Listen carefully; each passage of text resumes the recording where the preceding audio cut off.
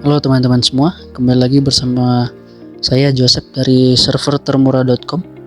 Kali ini saya akan menunjukkan cara saya untuk melakukan RAID atau bisa dibilang Redundant Array of Independent Disk, di mana metode ini adalah digunakan untuk meningkatkan kinerja dan keamanan data pada sistem penyimpanan dengan menggunakan beberapa hard disk atau SSD secara bersamaan.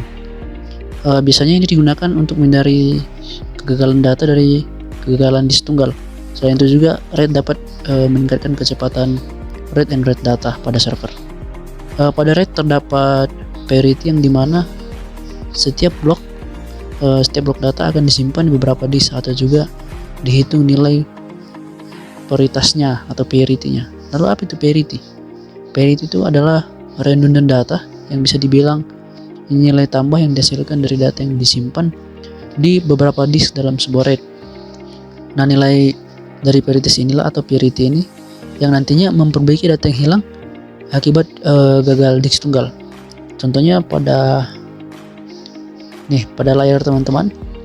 Di sini dalam satu server ada dua disk. Ini dua disk. Jadi ini merupakan dua hard disk yang berbeda, yaitu drive D dan drive E.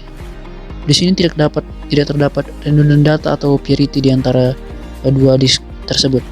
Lalu jika ada kegagalan dalam disk atau salah satunya rusak, contohnya kita bilang disk D rusak, asumsikan bahwa drive D ini rusak, maka data semua yang ada dalam disk D ini akan hilang dan terhapus dan tidak ada backupan dari disk lain. Lalu berbeda dengan yang sudah di RAID. Ini contohnya RAID. Dia punya dua disk tapi dijadikan satu. Jadi ada dua disk tapi fungsinya berbeda. Fungsinya apa? Fungsi yang ini yang biru. Yang biru ini merupakan disk data.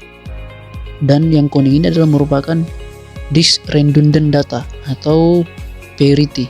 Jadi misalnya kalau ada masalah di disk biru atau disk data, misalnya rusak, maka data-data tersebut aman karena disk priority mempunyai data yang sama dengan disk data, sehingga masih bisa terselamatkan. Begitulah cara priority pada RAID.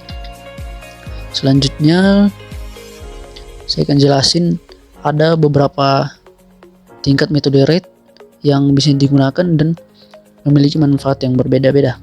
Yang pertama adalah RAID 0, di mana datanya dibagi rata tapi tidak redundansi. Artinya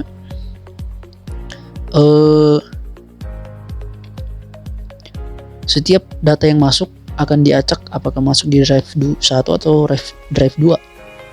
Lalu misalnya ada kerusakan di drive 1, maka data-data yang ada di drive 1 akan terhapus semua dan tidak akan bisa di backup. Ini sama dengan yang tadi ya, non-RAID ya, kinerjanya sama, maka data yang di sini tidak akan ada lagi karena tidak ada backupan. Namun tidak mempengaruhi untuk data yang di sini ya. Lalu yang kedua adalah RAID 1. Ini RAID 1.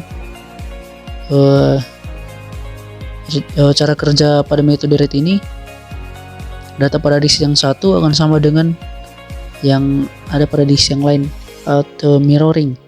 Atau misalnya di blok 1 ada data 1, maka di sini juga ada data yang sama dari drive 1 ke drive 2. Artinya salinan dari drive 1 ke drive 2. Bisa dibilang juga sebagai dua disk yang saling menyalin data satu dengan yang lain, sehingga misalnya ada kerusakan di drive 1, datanya masih terselamatkan karena data dari drive 1 masih ada di drive 2 atau sudah disalin. Yang ketiga adalah RAID 5. RAID 5 kinerjanya juga sama kayak RAID 1 bedanya adalah terletak pada jumlah disk dan juga priority. Cara kerja metode ini yaitu harus memiliki atau menggunakan 3 atau lebih disk, yang dimana data akan dibagi di setiap drive, dan masing-masing drive memiliki priority sehingga jika terjadi masalah, data bisa diakses dari priority. Ini contohnya, setiap drive memiliki priority atau redundant data. Ini drive 1 memiliki priority blok 4, blok 4A gitu ya. Drive 2 priority blok 3,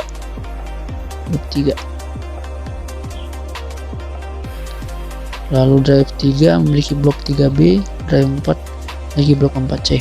Jadi setiap drive memiliki priority 1 untuk nge-backup. Lalu yang keempat adalah RAID 6, yang dimana berbeda dengan RAID 5 yang memiliki satu priority pada setiap drive. RAID 6 ini memiliki 2 priority pada setiap drive, sehingga dapat mengatasi kegagalan 2 disk sekaligus. Misalnya dalam satu server ada 2 disk yang rusak, itu bisa langsung di backup oleh RAID 6 sekaligus 2. Berbeda dengan RAID 5 yang hanya bisa mengatasi satu drive yang rusak, satu disk yang rusak. Lalu yang kelima, ini adalah RAID 10. Sebenarnya bukan RAID 10 tapi RAID 10, dimana itu merupakan perpaduan antara RAID 1 dan RAID 0. Jadi di sini misalnya 2 disk ini, drive 1 dan drive 2 digunakan RAID 1, yang lainnya akan digunakan menggunakan RAID 0. Ini merupakan disk data dan ini merupakan disk priority, sehingga jika ada data masuk ke disk data sini, masuk ke sini akan diacak ke dimana yang masih ada peluangnya untuk masuk, data akan masuk ke situ, langsung tersalin ke sini antara drive 3 dan drive 4. Ini merupakan priority atau tempatnya nge-backup, sehingga misalnya terjadi kerusakan pada drive, data akan tetap ada di sini, di drive 3 dan drive 4 yang merupakan disk priority. Kurang lebih begitulah penjelasan untuk RAID, baik dari RAID 0, RAID 1, RAID 5, RAID 6, dan RAID 10. Mudah-mudahan bisa membantu.